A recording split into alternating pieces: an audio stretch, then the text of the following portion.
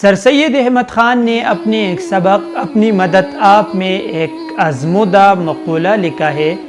کہ خدا ان کی مدد کرتا ہے جو آپ اپنی مدد کرتے ہیں۔ اس چھوٹے سے فقرے کے اندر انسانوں کا، نسلوں کا اور قوموں کی ترقی کا تجربہ جمع ہے۔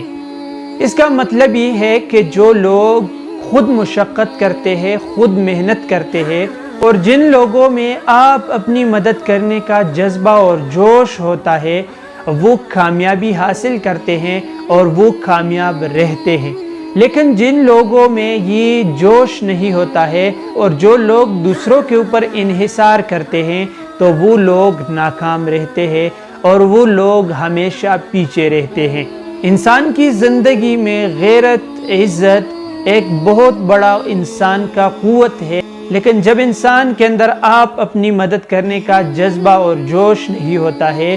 تو یہ دونوں خود بخود جاتی رہتی ہے۔